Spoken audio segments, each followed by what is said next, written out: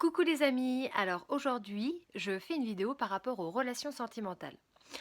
On est actuellement dans une société qui est vraiment en plein bouleversement, qui est vraiment en train de changer à différents niveaux et ça se passe par une certaine forme de révolte. Il y a juste à ouvrir, Facebook, Twitter, Instagram ou juste regarder la télé par exemple, à rien fait polémique. N'importe quel sujet, mais ou que n'importe quelle phrase qui va être dite par quelqu'un, tout de suite ça va s'enflammer. Alors que ce soit dans le positif où tu vas avoir je sais pas combien de vidéos où entre guillemets il se passe pas grand chose et ça va être complètement viral, ou que ce soit de façon négative, par exemple pour nous, pour moi, jeune maman, la polémique sur l'allaitement, je vois que ça. C'est assez perturbant quand même et limite, dans mon langage, limite, relou. Mais je pense que c'est une phase, qui est nécessaire puisque nous sommes véritablement dans une vraie refonte. Et ce matin, j'étais vraiment en train de réfléchir par rapport, aux relations humaines et surtout au niveau, sentimental. La plupart de mes clients sont des clientes. À 80 on va dire, allez 70 j'ai, des clientes. Donc généralement, ça tourne autour de tout ce qui est, domaine, sentimental. Donc c'est le principal domaine, qui revient. Généralement, c'est sentimental professionnel, mais le petit cœur avant tout. Et je remarque, vraiment que les relations, sentimentales, elles ont changé. Alors après, il faut savoir qu'aujourd'hui, on est tous ensemble hyper connectés, que ce soit par rapport à Facebook, que ce soit par rapport aux sites de rencontres et cetera. On est tous hyper connectés et c'est super facile de rentrer en contact avec, n'importe qui. Rien que par rapport, par exemple, par rapport aux femmes, il y a beaucoup de sites où, limite, bah, voilà, d'où le nom, on fait son marché et du coup, je trouve que ça crée des relations, assez spéciales, avec les autres. Je suis en tr La question et je pense que vous vous la posez aussi et d'ailleurs, j'aimerais bien que vous mettiez en commentaire ce que vous en pensez de tout ce que je vais vous dire parce que j'ai pas la science infuse et c'est un avis, personnel. Mais, aujourd'hui, on est vraiment dans un type de relation où c'est assez compliqué au final, de savoir si on construit quelque chose ou, si on est dans une relation, parmi, tant d'autres. Par exemple, à 20 ans, lorsqu'on a 20 ans, il suffit que le mec ou la nana, ils nous disent de belles phrases, ça nous fait rêver, il y a pas de souci, pendant 3 semaines, on est sur notre petit nuage, ouh, ouh, et on s'en accommode très, très bien, on est très heureux. Passé 30 ans et après, plusieurs, expériences, on se rend compte que les paroles, ça veut rien dire. On se rend compte que les paroles, ça veut rien dire et on cherche des actes. On cherche des actes, on cherche des faits, on cherche des preuves. Alors des preuves, on va dire qu'en gros, voilà, au lieu de parler: «Montre-moi, qui tu es et j'aurai davantage confiance en toi» et je me rends compte qu'aujourd'hui, c'est hyper dur d'avoir confiance en quelqu'un parce que, i les relations de maintenant, j'ai l'impression, c'est tout va trop vite, en fait. Bon, j'en suis, j'en connais un rayon là-dessus, mais tout va trop vite. C'est-à-dire que, en un clic, on se découvre, en une nuit, on se parle, le lendemain, on est, l'amour de sa vie et 2 jours après, il y a plus personne et puis, en plus, maintenant, il y a ce système de blocage, de tout ce qui est, téléphone, Facebook et cetera. Ce qui fait que la personne, elle se retrouve bloquée, elle sait pas pourquoi, elle sait pas comment et il y a plus du tout de communication possible. C'est comme si c'était un espèce de système de consommation à outrance, où, bah, comme on jette son iPhone 5 pour avoir l'iPhone 6, bah, on va acheter Michel pour avoir Chantal ou Pedro pour avoir José, hein. C'est pareil aussi, pour les hommes. Je dis pas que les femmes sont les victimes des hommes, loin de là, hein. Et du coup, c'est assez perturbant parce que ça donne l'impression que lorsqu'on est intègre, quand on dit quelque chose, on le pense et on le fait, et ben, on a l'impression d'être un extraterrestre avec les autres. On a l'impression de ne pas être normal et que, limite, c'est nous qui avons un problème. Donc je pense qu'il faut respecter, certaines bases, certaines règles, pour vraiment être véritablement, heureux en amour et pour pouvoir rencontrer, la personne qui nous correspond. Parce que, par exemple, il y a des personnes qui, s'accommodent d'avoir, voilà, plusieurs relations en même temps et si tout le monde est d'accord, je vois pas où est le mal parce que, lorsqu'il y a de l'amour et il y a du respect, pour chaque personne et si, tout le monde est d'accord, pourquoi tout de suite, obligatoirement mettre la politique du 2? Du 3, obligé, mais voilà, obligé de mettre la politique du 2. Il y a certaines personnes, ils sont à 3, ils sont à 4, tout le monde est au courant, tout le monde est content. Pas de souci, tant que les personnes, elles sont d'accord. Mais je pense que des fois, on se retrouve à 3 et à 4 et on le sait pas en fait, ou on le veut pas. Mais il y a une partie de nous qui le fait quand même. Donc je pense qu'il y a véritablement plusieurs règles à respecter pour pouvoir être vraiment heureux en amour. La première, c'est déjà de s'aimer soi-même. Je vois trop de personnes, j'ai trop de clients et j'ai trop de clientes qui attendent d'avoir quelqu'un pour être heureux ou pour être heureuse. Ça, c'est pas bien.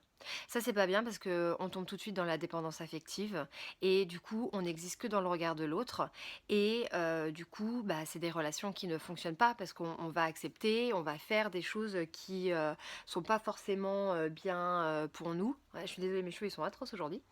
On va accepter des choses qui sont pas forcément bonnes pour nous parce qu'on va avoir peur que l'autre parte, etc. Donc je pense que la première règle de base, c'est déjà s'aimer soi-même. La deuxième règle, c'est de se connaître.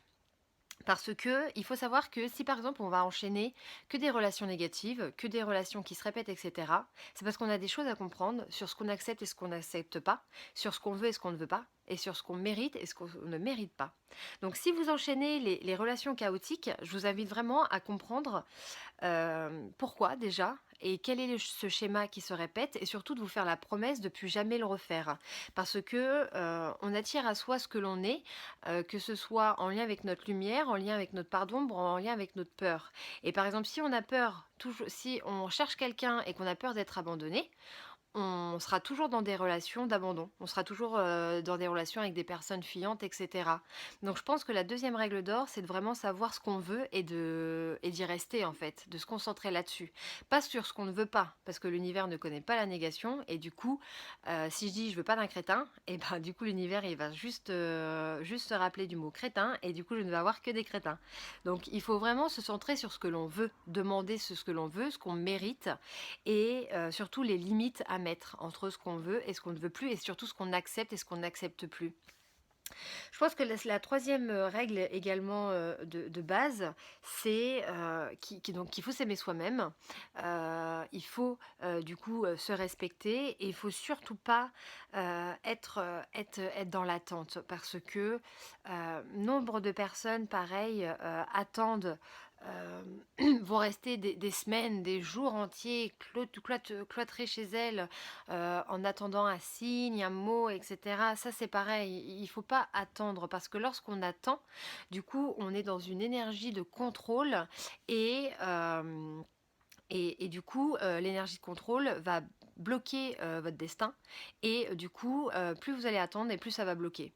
Donc lorsqu'on a cette conviction, par exemple, qu'on est avec notre bonne personne, que notre cœur il parle, notre trip il parle, mais que bah voilà, parfois les relations elles peuvent être compliquées, bah il faut pas attendre.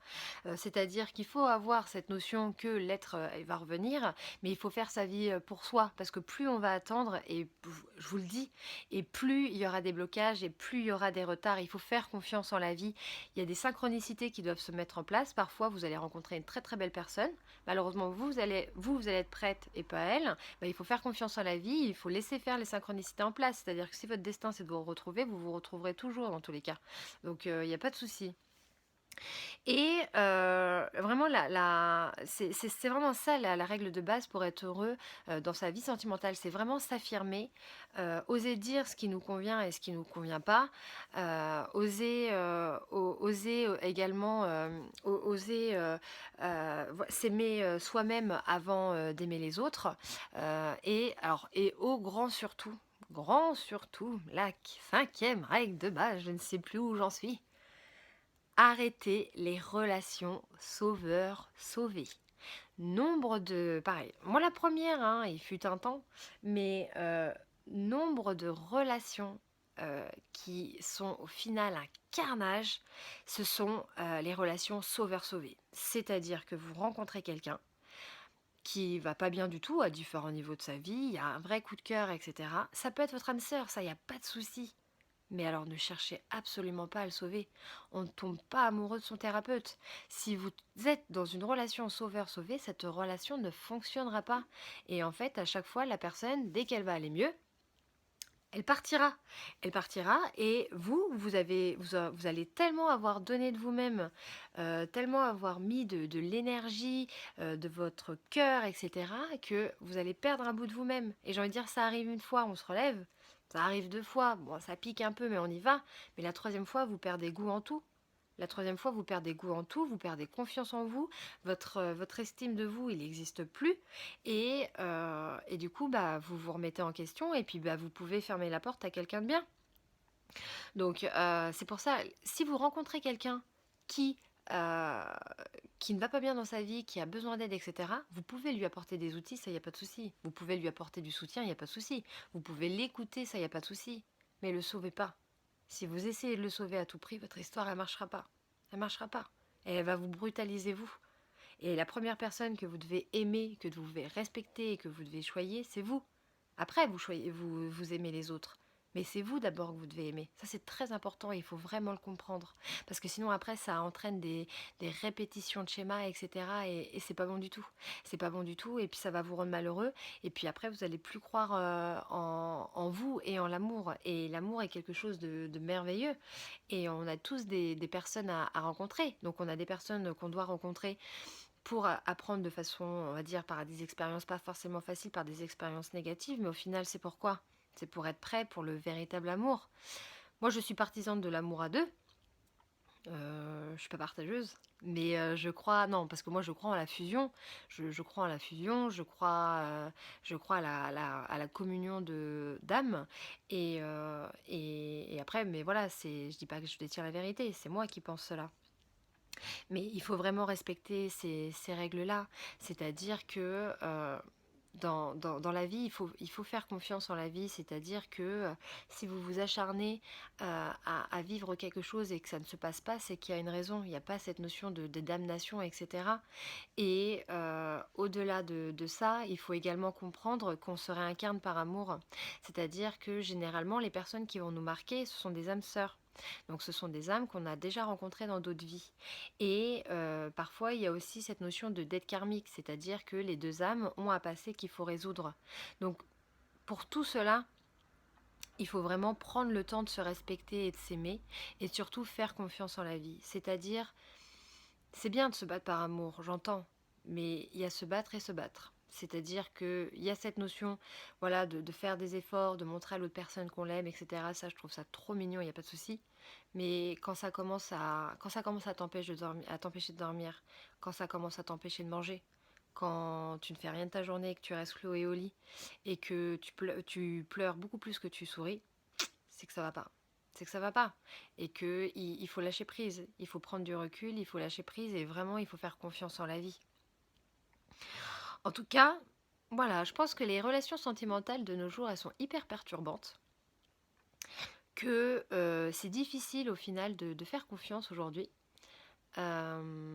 Parce qu'il y a vraiment une grande différence entre les paroles et les actes. Et c'est vrai, cette notion d'exister à 1000% pour une personne pendant 2 jours et que celle-ci elle disparaît au bout du troisième, ça arrive très fréquemment. Et c'est pour ça que là-dessus, voilà, utilisez vraiment les règles de base. Euh, ne, ne donnez pas tout de suite en amour. Ça, c'est aussi également, c'est un conseil. Ne donnez pas tout de suite en amour. J'ai envie de dire, une relation sentimentale saine, c'est quoi? C'est les deux personnes qui s'épaulent et qui se soutiennent mutuellement. Et surtout, les deux personnes qui font un pas vers l'autre, chacune et l'autre. On va dire, en gros, c'est 50-50. Ok, les débuts, ils peuvent être compliqués. Ça, il n'y a pas de problème. Mais il y a vraiment cette notion de respect de soi et du coup de respect de l'autre. Et ne restez pas dans des relations où vous n'êtes pas vous-même, où vous êtes bloqué, où il y a de la dépendance, etc. Parce que ces situations-là, elles n'évoluent généralement pas de la bonne façon. Et ce qui est terrible, c'est qu'après, ça joue sur l'estime de vous-même. Voilà, c'était un petit billet sur les relations sentimentales. Dites-moi votre avis, ça m'intéresse beaucoup parce que c'est ma réflexion depuis ce matin. Je réfléchis beaucoup là-dessus. Pourquoi? Je ne sais pas. Je me suis réveillée avec ça. Je sais pas, j'ai dû faire un rêve. J'ai dû faire un rêve par rapport à ça. J'en sais rien. Mais du coup, voilà. Dites-moi ce que vous en pensez. Ça m'intéresserait beaucoup. Et surtout, voilà, ayez confiance en vous. N'acceptez pas tout en amour.